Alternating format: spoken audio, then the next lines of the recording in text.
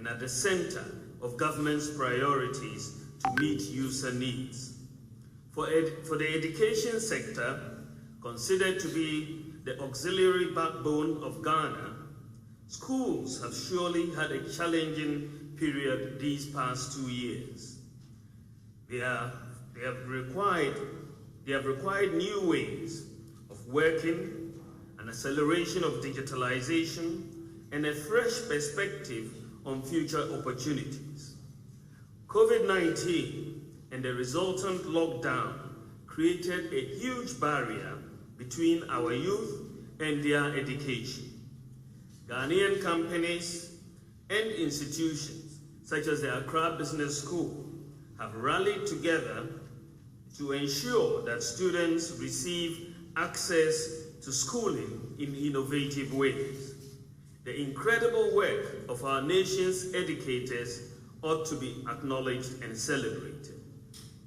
They have adapted to the challenges of the pandemic to prioritize education of their learners. I highly commend companies that are empowering our economy by uplifting our education sector. While education builds the foundation of an economy, high-quality education allows our nation's citizens to contribute more effectively to our economy and navigate the global landscape. The turbulence of our times has necessitated a nimble response to fast-rising demand for some sectors of the economy. For others, it has called for agility to cope with new limitations on deliverability and access to customers. In both scenarios, technology has emerged as a driving force and facilitator. The world, including Ghana, is heading towards a digital future. But while technology is often heralded as a solution for all seasons, having to traverse the digital landscape without a clear understanding of exactly what challenges it can solve is problematic. The introduction of information technology into classrooms is a necessity for the government's digitalization agenda. It is the perfect match for knowledge seekers everywhere as the world is brought to them with concision and wit. An opportunity to learn the language of the digital future and the digital economy. The role of IT education in an increasingly interconnected and interdependent world transcends geographical boundaries, economies, and sectors. Over the past decade, information and communication technology, ICT, has helped create the most rapidly growing industry sectors, driven efficiency in government and business operations, and developed the essential building blocks of a knowledge-based economy. In this era of global integration, ICT becomes indispensable and embedded in everyday activities. The promises it offers seem limitless. It can provide governments, businesses, and citizens with access to relevant information and allow them to communicate, to make informed decisions, and enable more efficient processes and services to address various economic, social, financial, and educational needs. As a sector, ICT has contributed to the creation of the most rapidly growing industries such as electronics, business process outsourcing, the telecommunication and internet services. As an infrastructure, ICT is seen as an enabler of economic growth and competitiveness based on the uptake and utilization of ICT in business, education, and society.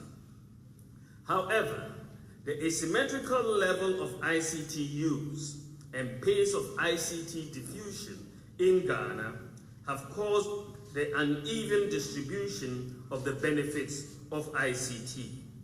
This creates the digital divide within the country and among communities within it, and calls for attention and assistance from all to make sure we bridge the digital divide. Technology has developed in leaps and bounds over the last 20 years. It continues to advance. The educational system of this country should not be frightened of technology, but should harness it to provide a better and more efficient service to the public, which at the same time creates new avenues for revenue generation for the state and its citizens, and eventually improves the quality of life of Ghanaians. Ladies and gentlemen, in times of crisis and uncertainty, we look for signals to reaffirm who we are, how we should act, and where to go. Heading towards the digital future means that we need a significant transformation of our workforce to get most out of our organizations. IT education is pivotal in the government's digitalization agenda because it offers the opportunity to build human resources for general ICT literacy and ICT professional skills through the use of ICT to be applied in all sectors. Once the process of digitalization is implemented, new technologies within this digital environment not only represent a competitive edge for companies that can take advantage of their potential, but also provide a unique opportunity to innovate. Information technology education will help us in powering digital life by rethinking competition, capitalism, and the roots of collaboration between public and private sectors. Technology will be our servant, not our master. It provides the scope for our courts to resolve disputes more quickly and less expensively, for money to reach various destinations at the speed of sound, to expand market reach and lower cost of doing business, and generally expand the ability of businesses in all sectors to take advantage of global value chains. The widespread adoption of ICT can only be achieved through education. However, none of this can be achieved without a strong strategic center, making better use of data and building capability across the state's digitalization agenda. As the country emerges from the twin crises of the whole world is facing, we will take forward what we have learned to make sure that we use data more intelligently and sensitively in how we craft and deliver public services with ethical considerations. The COVID-19 pandemic gave fresh impetus to digital projects across the public sector, with so many services installed across government in response to COVID-19. So it is timely that today I can re-echo the government's digitalization ambitions. We pursue digitalization not for its own sake, but as a vehicle to solve problems faced by ordinary Ghanaians and transform the economy. Through digitalization, government has been able to solve many problems that have faced Ghanaians. Some of the problems go back to the period before and since independence. We inherited a problem of no unique national identification system. This has been with us since independence. We have implemented the national identification system of the National Ghana card. And we have today 16 million Ghanaians with unique identities. And that is a major transformation. And maybe a lot of people sometimes don't even appreciate what the impact of the Ghana card is. But if you gave me 1,000 interchanges and a Ghana card, I'll choose the Ghana card because it has more impact on the the Ghana card, access to student loans today is without the need for a guarantor. You first needed a guarantor to give you a student loan. But with digitalization and the implementation of it, we now can access student loans without the need for a guarantor.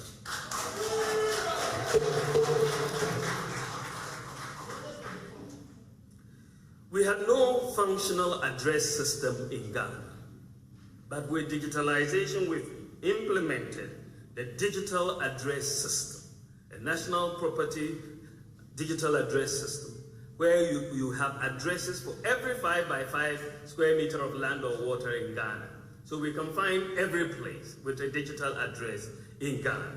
And that is a major, major innovation, and that is one of the benefits of the digitalization agenda. Many of our Ghanaians in the diaspora were bearing the problem and cost of the acquisition of visas by diaspora Ghanaians. Many have in fact lost passports in the process of applying for visas from Ghanaian embassies abroad. But we have obtained ICAO certification for the Ghana card to be used as a travel document for travel to Ghana from abroad without the need for a visa. And you'll be able to do that. We had no mobile money interoperability. You could not, in fact, transfer money from one mobile company to another. Today, we have instituted mobile money interoperability. You can transfer money from one mobile company to another, but also you can transfer money from a bank to a mobile wallet and vice versa. We are the first and the only country in Africa with this type of mobile money interoperability.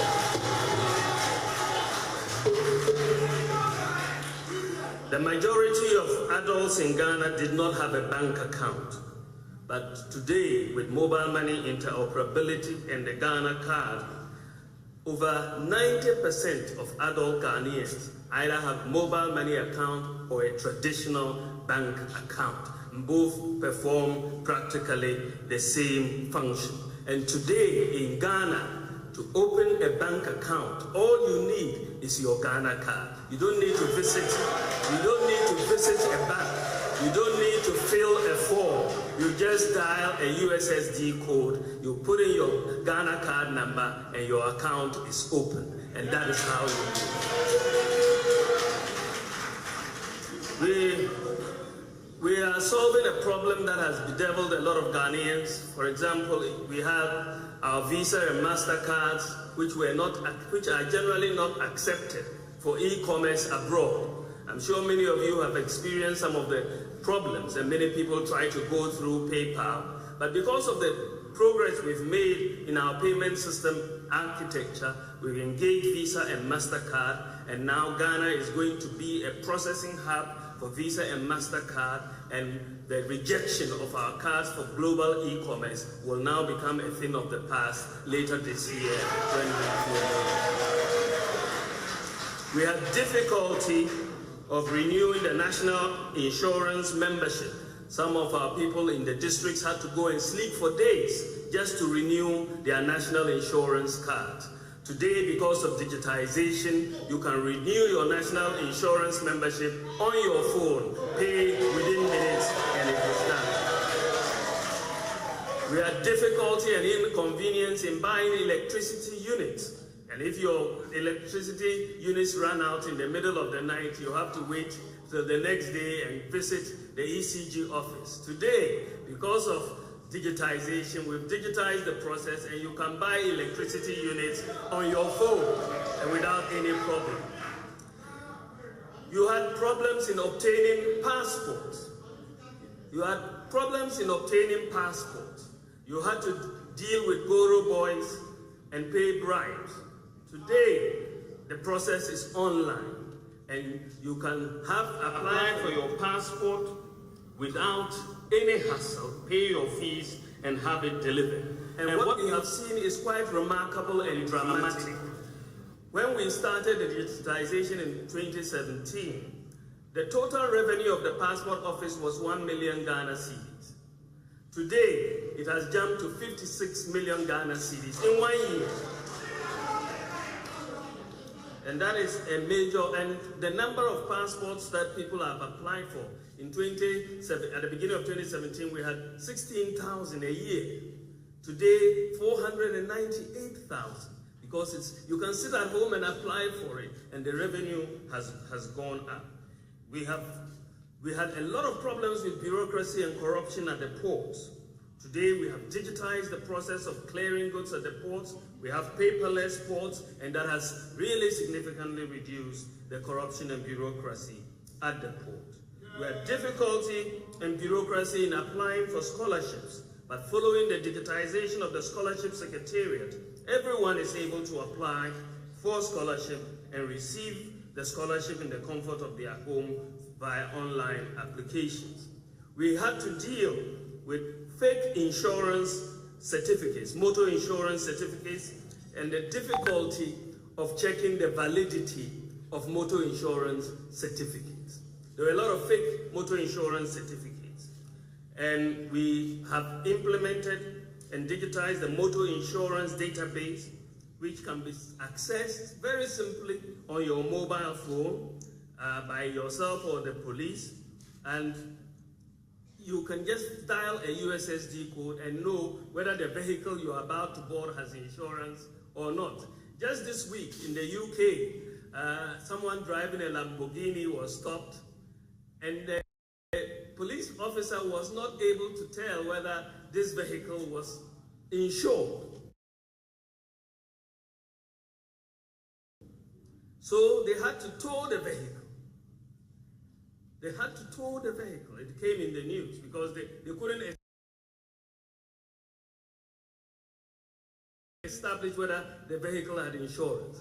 Now they need to come and implement the motor insurance database because they could have just used their phone to find out whether the vehicle was insured or not. So we are ahead of many of the advanced countries in this area.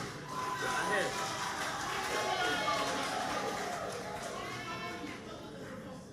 One of the problems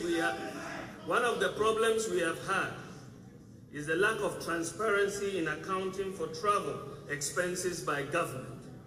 You know, and when you are given per diems and accounting for it becomes a lot of difficulty. And so we have implemented and digitized the process with a government travel card through the Controller and Accountant General Department. So we have introduced a travel card for all government officials, which will keep a record of all payments made by officials during travel. So there will be no more kululu in the process of accounting for your travel. Very few people, when we came into office, only 4% of the adult population of Ghana had tax identification numbers. Only 4%. Now, with digitization, we turn the Ghana Card ID into the tax identification number, and by so doing, we have increased the proportion of adults with tax identification numbers from 4% to 85% today.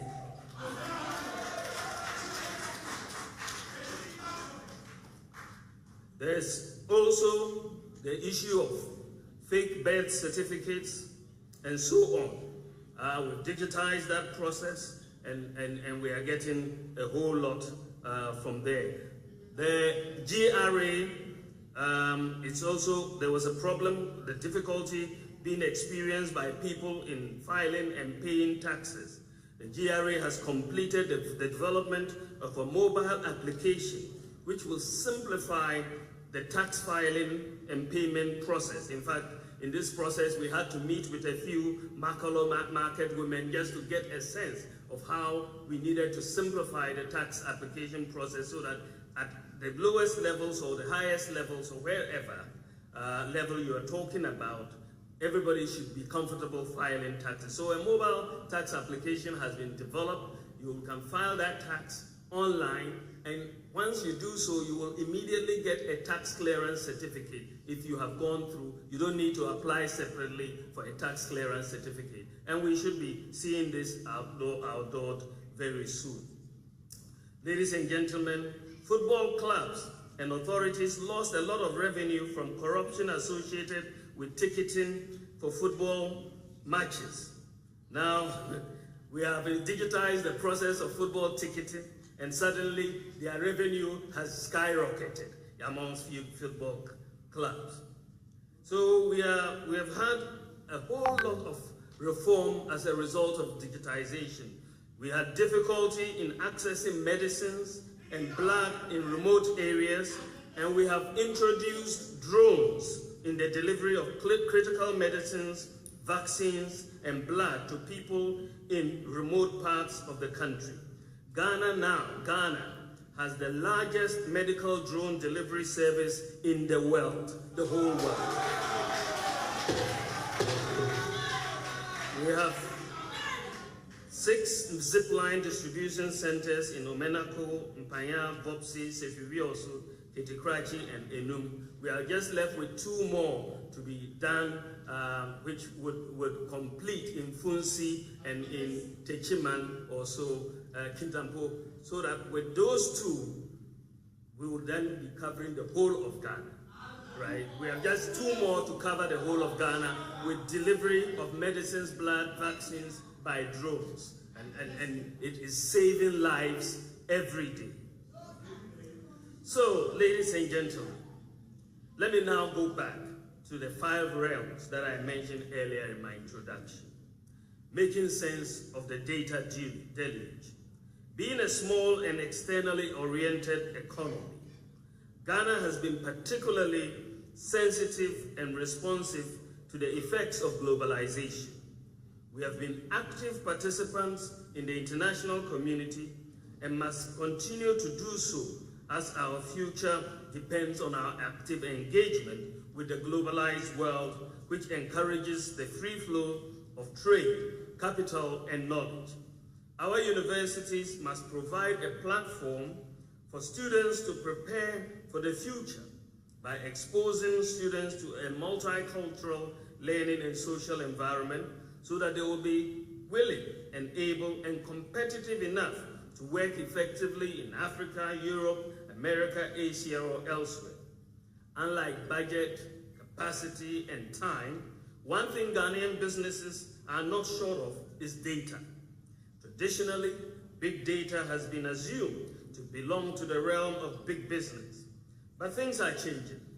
There is growing awareness of data management solutions for smaller operations, but further education and convincing are required. Now, the ever-changing cybersecurity landscape. Ladies and gentlemen, the digitization era is witnessing the growing threats of cyber attacks on different businesses and institutions.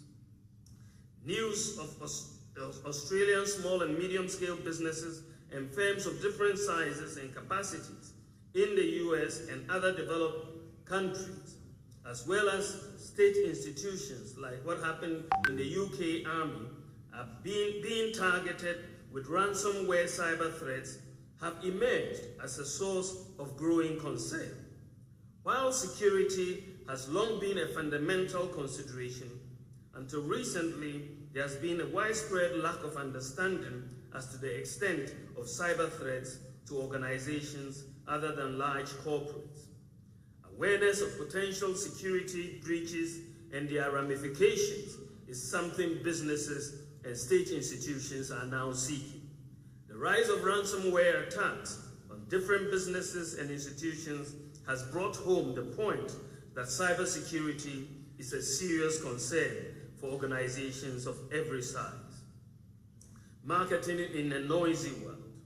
Online presence is a requirement, but it would seem the bigger the marketing budget, the better known the brand. Yet marketing is a must for ongoing growth and market share for any enterprise. The digital age has meant that businesses rely less on traditional marketing methods which in many ways has made messaging the masses more accessible.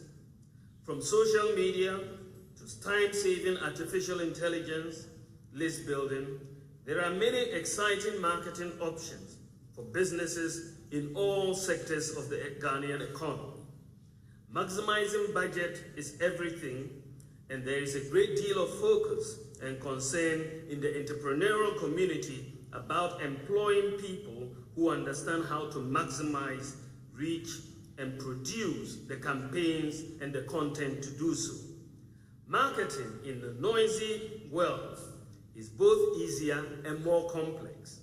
The question is, how do you know you're doing everything possible to attract new customers and get your brand in front of the people looking for a small business like yours? The automation advantage.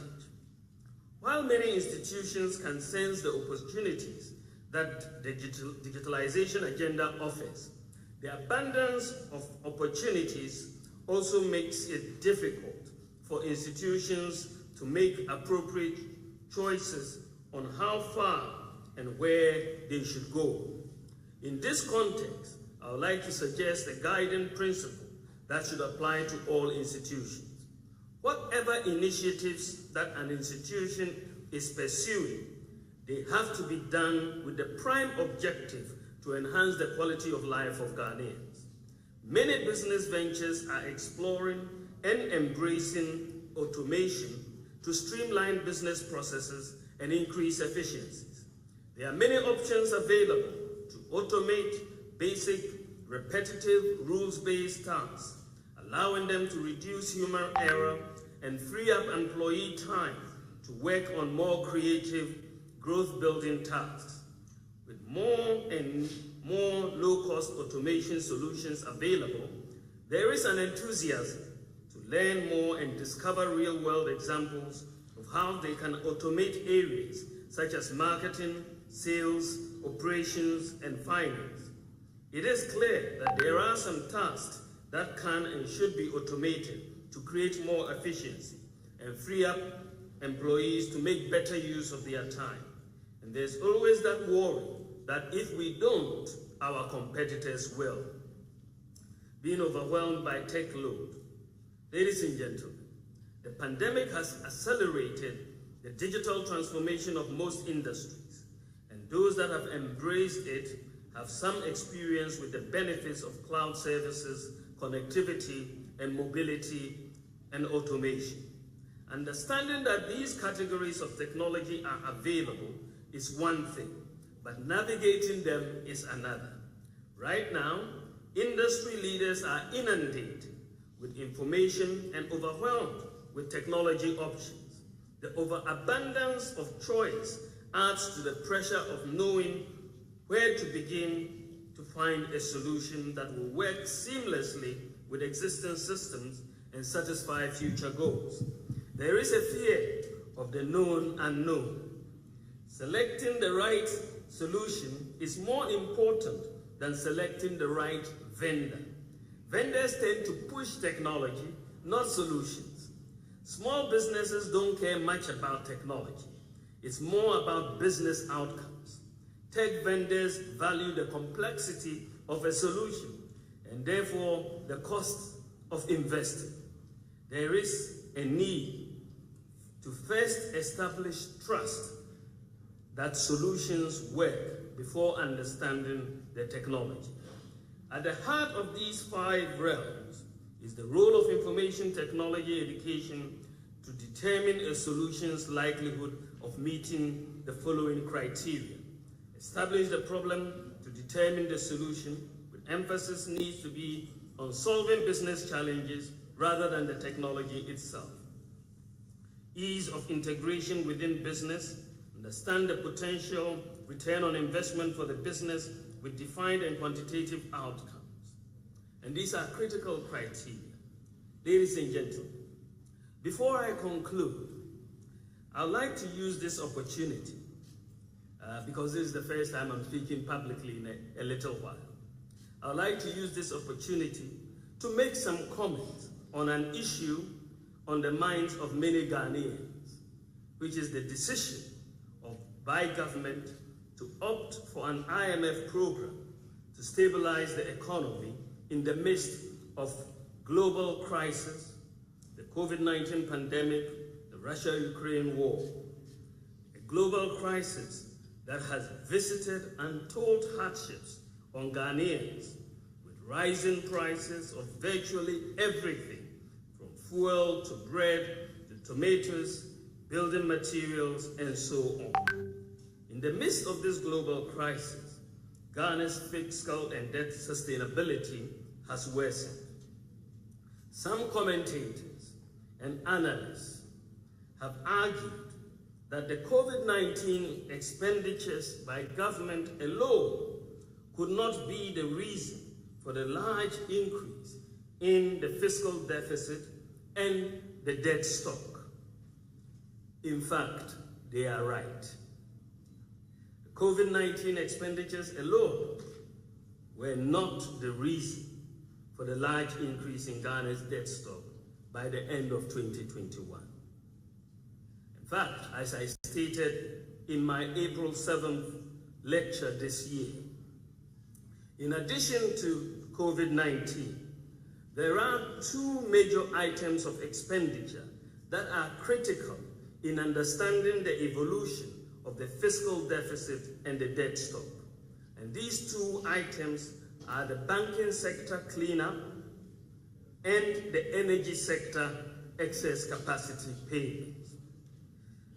The excess capacity payment of 17 billion Ghana cedis relates to a legacy of take-or-pay contracts that saddled our economy with annual excess capacity charges of close to $1 billion a year.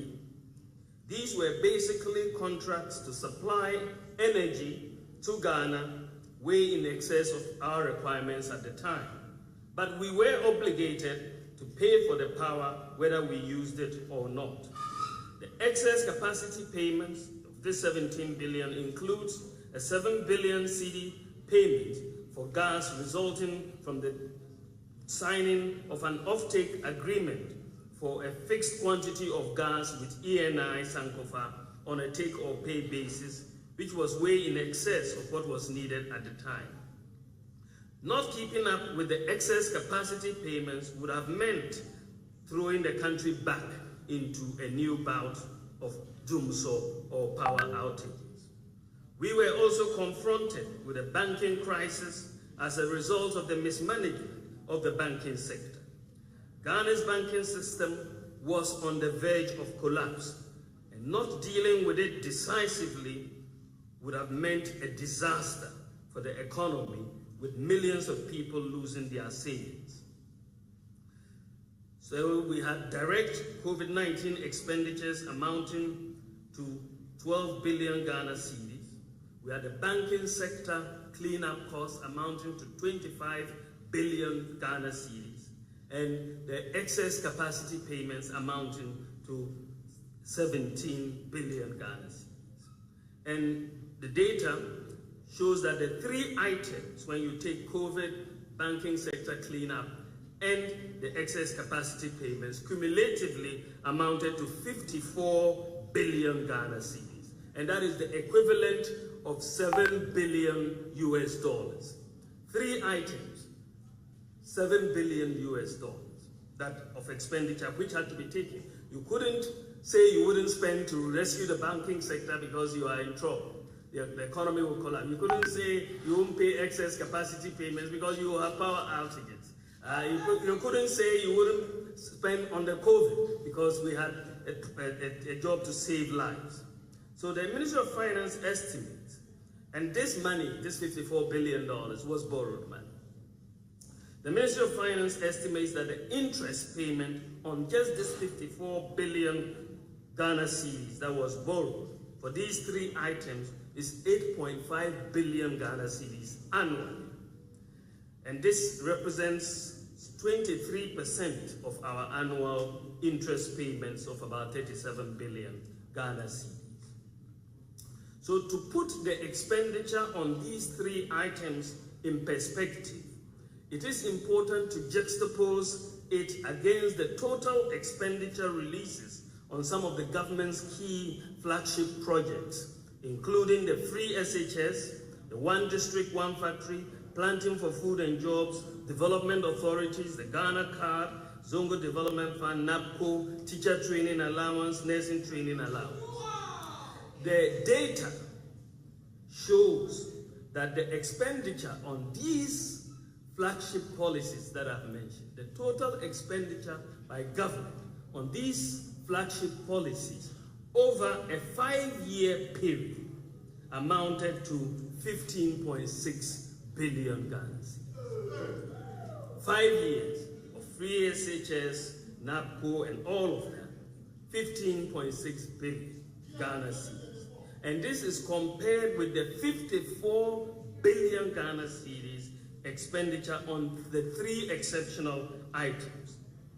So the expenditure on the 3 exceptional items is more than 3 times the expenditure on the flagship programs over 5 years. In fact, the annual interest cost of the borrowing, the 54 billion for the 3 exceptional items would pay for double the annual cost of all the 3 flagship programs I've referred to. So it should be noted, ladies and gentlemen, that without the 54 billion debt for the 3 exceptional items, the COVID-19, the financial sector cleanup, and the energy sector excess capacity payments, Ghana's debt to GDP would be within the sustainability thresholds of some 68% instead of the 76.6% at the end of 2021. Ladies and gentlemen, following the Russia-Ukraine war, energy and food prices skyrocketed globally. For many advanced economies, inflation reached 30 and 40-year highs. Inflation in Ghana has increased to 29.8% in June 2022. Global supply chains were disrupted and shipping costs increased by over 1,000%. Economic growth slowed down. Higher revenue projections in the 2022 budget, based on tax exemptions, property rates, and the e-levy, did not materialize. The debt sustainability analysis continued to place Ghana at a high risk of debt distress. There was a credit ratings downgrade by the international credit ratings agencies. In fact, ladies and gentlemen, before COVID-19, Ghana was borrowing some $3 billion annually from the international capital market. But following COVID-19, the international capital markets have been largely inaccessible by emerging market countries like Ghana. Furthermore, as a result of increases in interest rates in the developed economies and increased perceived risk of emerging market economies, investors have pulled $50 billion from emerging market bond funds just in this year, in 2022. 50 billion have been pulled. Non-resident holders of bonds in Ghana were not also rolling over maturities. In a decline in foreign exchange reserves also resulted. With the challenges in accessing the international capital market, balance of payment support was needed to bridge this financing gap, stabilize the economy, and create the space to implement structural reforms and restore debt sustainability. And this is really the reason why Ghana had to go to the IMF. I should again note that Ghana has been hit with a quadruple whammy. A quadruple whammy. The energy sector excess capacity payments, banking sector cleanup, COVID-19, and the Russia-Ukraine war. We have been hit by this quadruple whammy. And I say again that if you take out the fiscal impact of this quadruple whammy, Ghana will not be going to the IMF for support because our fiscal and debt and balance of payments outlook would be sustainable.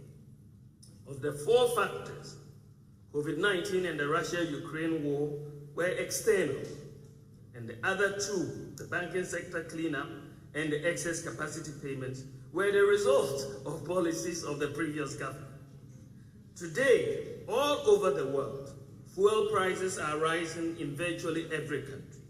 Food prices are rising, inflation is high, it's at a high for many years. Currencies are falling in value, fiscal deficits are rising, debt levels are increasing. This is happening globally, and this tells us that what we are dealing with is a global phenomenon. Let me give you an analogy to make my point. If you ask a carpenter to roof your house, and he roofs this house, and suddenly the roof collapses, without any rainfall or wind, suddenly you have a collapsing of the roof. Will you not blame the carpenter who did the roofing? Will you not blame the carpenter? But if the carpenter roofs your house, and the roof collapses because there's a tornado and a storm which has blown away roofs and windows and walls of many houses, will you blame the carpenter? Will you blame the carpenter?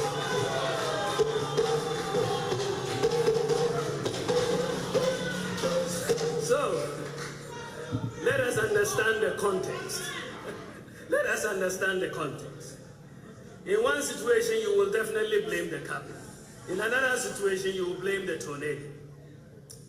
So, ladies and gentlemen, we are interested in the way forward. Whatever is the cause, we are dealing with an economic crisis. Unfortunately, judging from where we are today, there is no end in sight for the Russia-Ukraine war. While we hope for a quick end to the war, we must understand that things could get worse before they get better. We have to steel ourselves for that because we just don't know when this war is going to end. The major lesson of the last 2 years is that we have to be more self-reliant. It is important that we take decisions that will inure to the benefit of the country, regardless of whether we are going to the IMF for a program or not. Regardless, we have to take the decisions that will help that. The immediate task is to restore fiscal and debt sustainability, and these will be through revenue and expenditure measures and structural reforms. There's no way of going about that. We should also try and curtail non-concessional borrowing. That has to be curtailed. Indeed, the reliance on international capital markets to fill the financing gap of about $3 billion annually exposed the vulnerability of the economy once the capital markets shut down to emerging markets. This has heightened the need for Ghana to build foreign exchange reserve buffers to cater for unanticipated shocks like COVID-19 and the Russia-Ukraine war. Ladies and gentlemen, notwithstanding that Ghana is one of the largest producers of gold in the world, and we have been so for almost 100 years, notwithstanding that, at the end, Ghana's reserves of gold at the central bank, we this largest producer of gold, notwithstanding that, Ghana's reserves of gold at the central bank at the end of 2021 was only 8.7 kilograms. That is our quantum of gold reserve.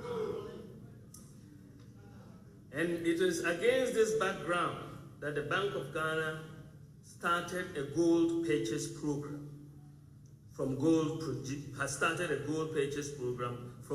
producers to build up its foreign exchange reserves.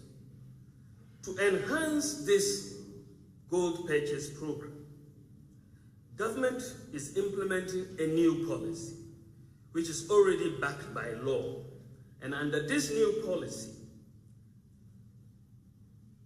the Bank of Ghana, the central bank, will have the first right of refusal for all gold mined in Ghana.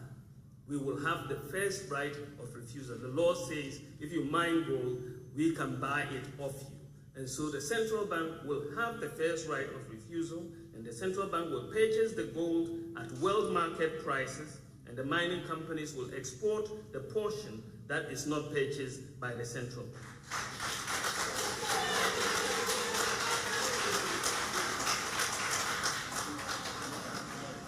This is a very, very important policy.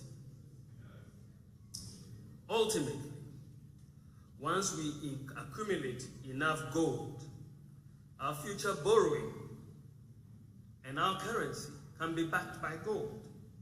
This will stabilize the city in the long term.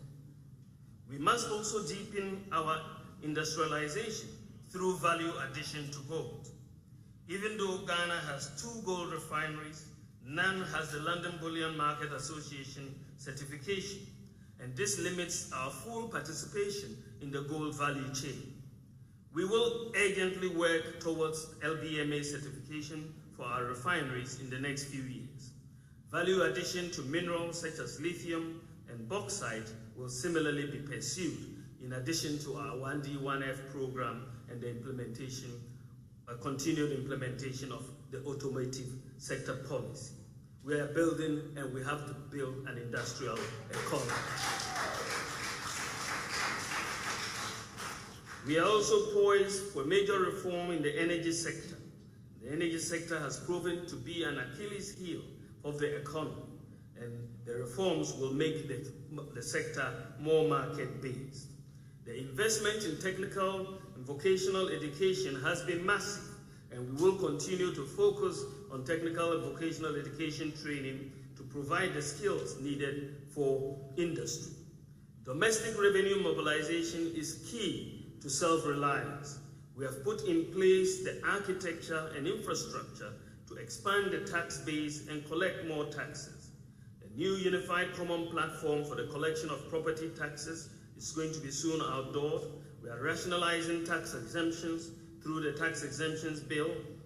We are easing of the filing of taxes and payment for taxes through the new GRE application.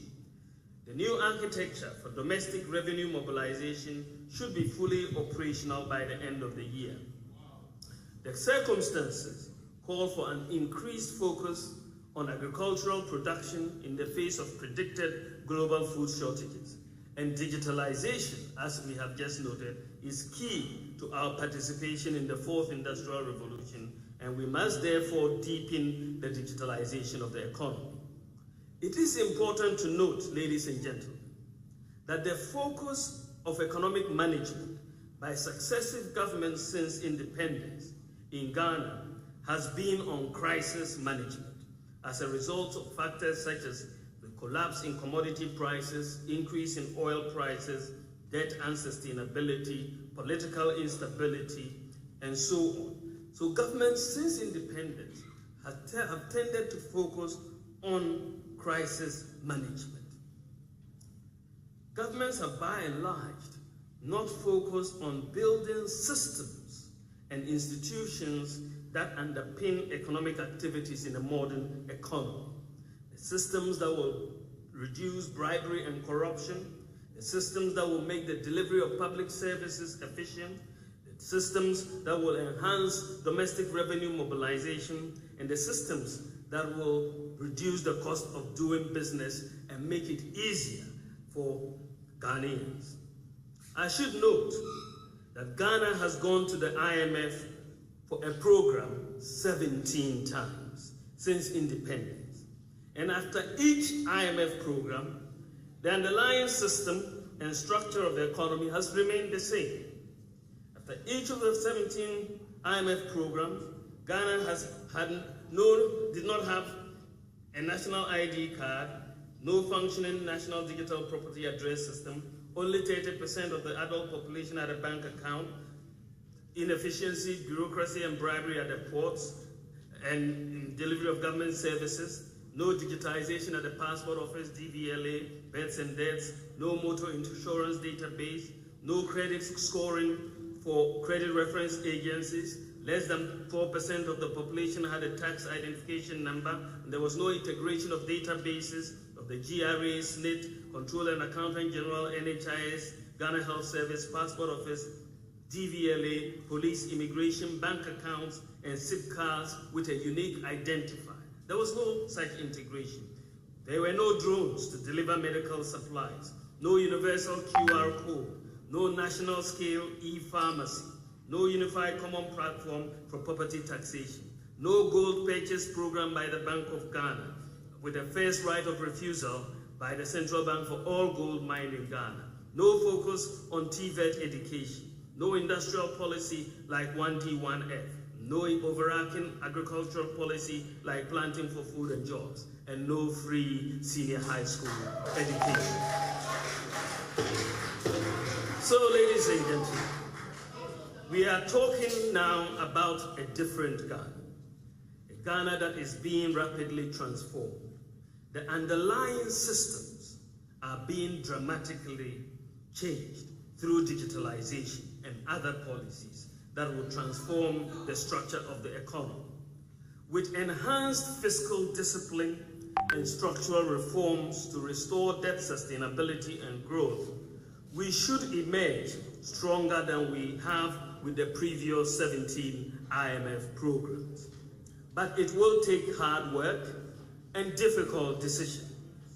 Ladies and gentlemen, with great pride and personal pleasure, it is good that we are all part of this launch of the 3 new programs by the Accra Business School in collaboration with the Southeast Technical University.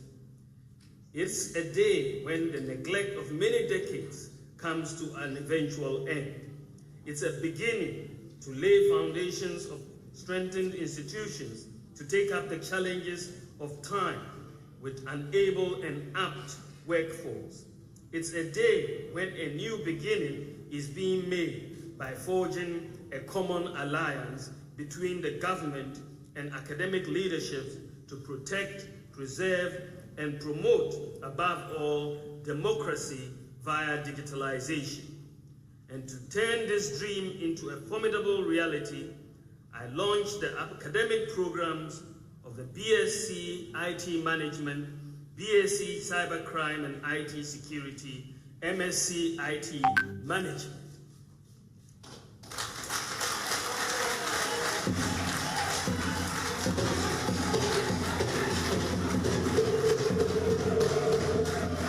It is a great day, and I know that this is a great school.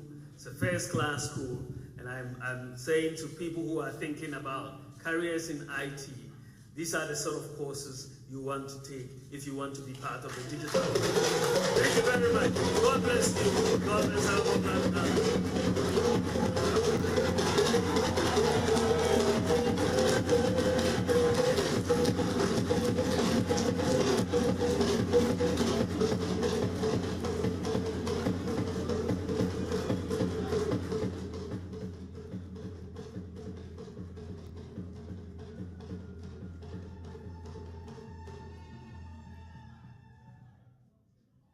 So that is the chairman of the economic management team. Boy, what a delivery on the IMF decision. So let's put it very simply. There are 4 reasons, according to Dr. Bawumia, that got us to go to the IMF. The first 2 reasons are external. The second 2 is because of NDC. Gentlemen, discuss. Well, I'm sure that Ghanaians will be the better judges. But let me just say this. I mean, we've been asking the simple question. And for once, I thought that Dr. Bawumia was going to get away from the usual NDC is the cause of our problem. He tried. Reading the statement, I realized that, he tried to get away from it. But unfortunately, he fell in it and went back to this same thing. Look, what we are faced with, you say, the NDC created all of these problems. You borrowed 54 billion, you say, for a banking sector cleanup and excess capacity and COVID-19. 54 billion minus 391 billion would give you 347 billion. Okay? When it gets there, you ask yourself that simple question. 337 billion. You ask yourself that simple question. Out of the 337 billion, has that not played any role in where we find ourselves today? Could we have implemented the financial sector cleanup in a better way so we don't have to spend 25 billion? The last time I saw a question in Parliament and an answer when it comes to how much we have spent on the take or pay contracts, some $900 million. Evans, this is my simple conclusion. What we face today is not because somebody did not manage the economy properly. What we face today... No, he says somebody did. Hold on. But Hold on. I'm coming. Yeah. So I'm making the point in relation to Dr. Bawumia. Okay, yeah. I'm not saying, what we are faced with today is not because the NDC mismanaged the economy. What we are faced today is because the NPP mismanaged the economy. And why do I say that? I'll say that briefly.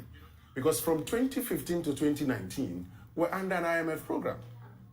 You took over in 2017. The very program that gave you all the good things you talked about and trumpeted and said it was a symptom of your good management of the economy. Then you turn around and say, oh, when a carpenter, I am guided by one thing. Hate John Mahama all you like. But when it mattered most, he did not blame anybody for the doomsday. He said, yes, this is as a result of years. But as a leader, I will fix it. Dr. Bawumia, does well a little bit when he talks about the things we're doing. But again, we're expecting a departure from... No, but here's the thing. If you misdiagnose the problem, your solutions are often, most often let me just chip this in. Let me just chip this in. He talks about all the things we're going to do. Please. Did the MPP not say they were going to move this country from taxation to production? No. So that's the point. Everything he said they are doing now to fix it were things they said they were going to do. Yeah. They said even before they came into office, and there were things they said they were doing. Yeah. And it was the reason the country was developing. After almost 6 years. You are saying the same thing. And I ask myself the simple question. And here what they say. If you keep doing the same things and expect different results, you've been doing these things, and has landed you in this current economic crisis. He's saying we are going to do the same things going forward. Look, when Dr. Bawumia in opposition was against borrowing to spend on consumption, right? Did we borrow to spend on consumption? Did we? But he says it's COVID. Oh, hold on. Did we borrow to spend on consumption? Yeah, we did, but he says it's COVID. Was it only COVID that we borrowed to spend on? Is that only consumption we spent on? So can we then go ahead and say that of all the money that the NPP borrowed is spent on capital expenditure? Like which capital expenditure? Exactly, that's the question I'm asking. Specific projects. Where are the projects? Self-financing projects. Where are the projects that the NPP can beat his chest and say, this is what we have done? But he points to the projects. Where are they? He says the projects are in excess capacity. They're in banking sector. So it is the end. No, but that's what he said. 54. No, 50. He said the billions. Hold on. Yes. 50, okay, hold on. That's where the money has gone. Hold on. Let me do this, statistical analysis. You said that. And free. Hold on. You said free program. Sorry. I mean, it's a flagship program. Hold on. Just 12 billion. Evans, I want to come to the flagship program. Yes. Let me just do this calculation. 54 billion. Yeah. Plus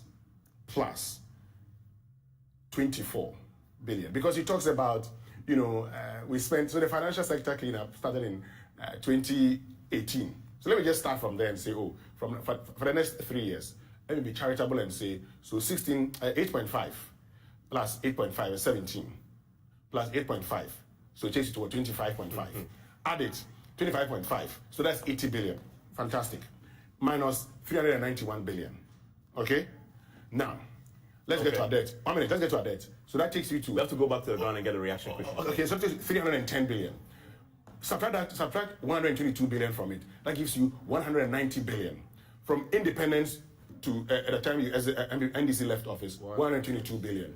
You say it did not cost the other one, so let me take it out of it. 190 billion. What did you do with it? Okay, I want to take you back to the venue, and let's get some reactions live from there.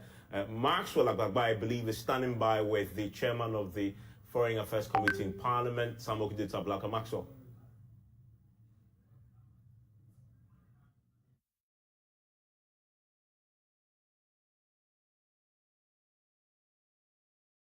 If you can hear me, I understand that you have Samuel Okudzeto-Ablaka there with you. I'm curious, he possibly given us the first NDC reaction to the pronouncement by Dr. Bawumia tonight that the government went to the IMF, one, because of NDC's government policies, and two, because of external factors. Maxwell?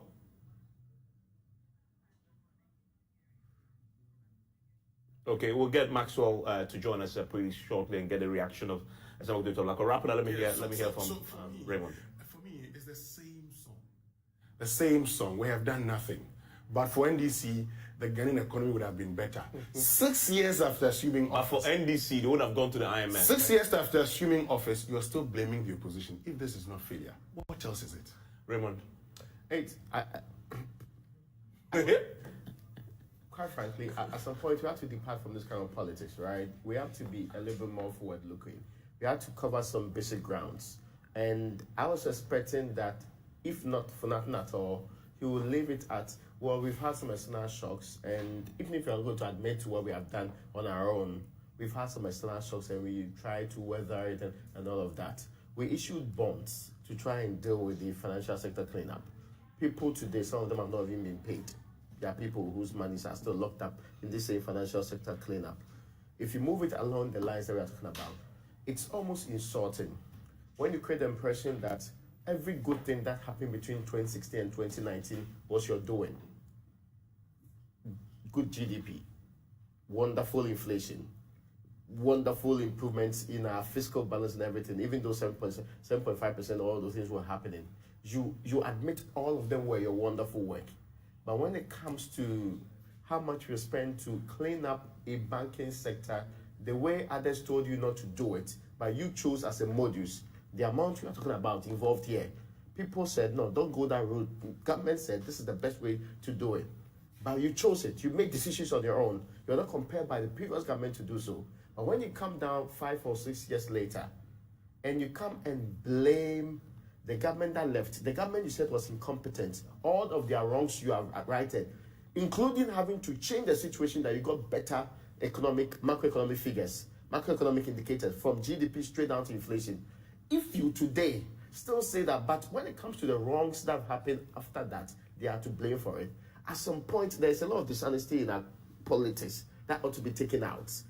It doesn't make sense when you are doing these things, especially at the time. You're not suggesting Dr. Bawumia is being dishonest? No, I'm saying that it's because I told you that this is the kind of speech he was going to make. Because that's how we have actually built our politicians to behave. We have not. To be fair, Winston was expecting something different. I was. We have not. I'm disappointed anyway. We have not imbibed in them the honesty that's required for people to look in the face of their own and say, listen, let's not do blame game now.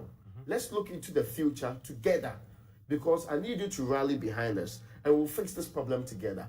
That is what leadership does. Leadership does not start off by telling you that, well, half of the problems, either God gave us that problem, COVID and the others, we didn't create it. The other half, my ex did it. So the previous administration actually brought in those ones. When you start doing things, you are dividing the front of the nation going into even this engagement. The people we've been trying to get them to agree with you on these plans, be it in Parliament over 1 billion, be it in whichever space, they'll start antagonizing you. Who wins at the end of the day? Here's the thing, Raymond. It's completely unacceptable. But he brought facts to the table. Facts are sacred. Just a second. Let's be fair. Just a second. Listen, every government takes over from another government what they have done. Yeah, so no, the NDC also comes to this that when we go into government, let's the MPP just a question. No, talking about facts. But he brought facts to the table. So, I mean, he talks about the extra capacity that you're paying. You're He right. mentioned how much it's cost us. It talks about which other one did he blame the NDC for? Excess capacity and the other one. The banking sector cleanup. The banking sector cleanup, which he says is because of their mismanagement. It brought the number to the table. Then he goes back to the Ukraine and COVID. And it talks about how much we have to spend because of that. Those wait. Pass the back all the time. No, but those are hard numbers that he says amounts what 54 billion. Yes. That equivalent of $7 billion. And I'm telling you that the choice how to those really are hard fix the facts. banking sector cleanup with 25 billion was your own choice. Was your own choice. Nobody asked you to use 25 billion. But his point today is that we could not have avoided dealing with that problem. Evans. Yes, but if you decide today that your kids That it was inevitable because but- they inherited the problem is that had to be your kids addressed. will require a car to go to school. Yeah. You chose a Mercedes Benz. You decided that you had option of a Kia Picanto or any of the other ones on the table. You chose a Mercedes Benz, a more expensive, maybe less even effective process to go through that. Then you come today and say that you created a problem of having kids without a car to go to school in the first place. Are you being honest? Yeah. Evans, we had a choice on how to go about the financial sector cleanup. Let me be very honest with you. The moment today, if I close any financial institution, a lot of people would mass up at other financial institutions requesting They'll be around on the banks. Once that happens, if the Bank of Ghana cannot give them a liquidity of last resort, a lender of last resort, can give them money, that financial institution will begin running into problems. Okay? So that one, the way we went about the financial sector cleanup is, we don't have time for us to go around it again and point to the fact that we could have done that differently. Talk about statistics. I have told you, and don't ask me the next question. I have told you that there are lies, dumb lies, and statistics. I can go and create a chart and tell you that minus VAR, this would have been the winner of the English Premier League. Is that not possible? Yes. Is that not possible? Yeah. I can pick and choose what will suit me. Do an analysis and show And as that. VAR, United would have probably. Well, I can pick and choose to tell you a story. That's the essence of statistics. It's a pick and choose thing. I can always do that. So my point is, you pick and choose. And as you pick and choose, I am also drawing your attention to what you left out. Okay? I am drawing attention to what you left out. Because you told us that per the amount of money the NDC have borrowed, you would have constructed thousands of roads while you were in opposition. You're faced with that same situation today. What has changed? Governments make decisions. In all fairness, government makes situations. Ghana is a continuum. You make decisions as you go. You decide to borrow. You decide to borrow excessively for whichever programs you are put in place. Yeah. You cannot come back and tell us that you spent so much on free SHS and other government programs, including one village, one dam. No, where are the dams? No, he actually said. Where are the his argument today is actually that on the flagship programs, they spend far, far less in comparison. It's 15 billion, he says. 15 billion. It's which part of the amount of money you are dealing with. Which includes nursing and teacher trainee allowance. Yeah. Yes. The man who is all of those decisions you made on your own. The man who is speaking, he can't get a job. Yeah. You paid him an allowance. Yeah. While he was in school, only for him to leave school, and you can't give him a job. So we need to wrap up, and I think it's appropriate to end with the Bawumia speech, considering the fact that it says 50% of the reason why they went to the IMF is due to external factors. Yes. It was him who said that the external factors that John Mahama was dealing with, how come they jumped? All the other countries. They jumped Cote d'Ivoire. Yeah. They jumped Togo. Yes. They jumped Burkina Faso. They jumped Nigeria and landed in Ghana alone. Exactly. Yeah. That's a question he needs to answer. What we are faced with today, Yeah. how come it jumped Cote d'Ivoire? Yeah. How come it jumped Nigeria? Yeah. How come it jumped all the countries and came straight to Ghana? Yeah. If this is not economic mismanagement, what else would it be? So, listen, there's going to be a lot more to analyze, the bones to pick from Dr. Bawumia's speech. But the major takeaway tonight, Bawumia outlines 4 major reasons why the government, his government, went to the IMF. He blames the NDC for that decision and blames external factors. Out of the 4, 2 are external. The next 2 our NDC created. That's what we take away mainly from his speech. There's a lot more to talk about, including what he says the government is doing to reverse the problem. But he paints a picture of Ghana, he says, is a Ghana today that will exit the IMF much stronger than we've ever done in the last 17 programs we've been to the IMF. There's a lot to really pick on this, and we'll do so in the subsequent bulletins, Top Story, Newsnight, and here on Prime. And right now, indeed, Johnson and Ketia is in the studio right after us with Blaise Soga on the pulse. Stay with us.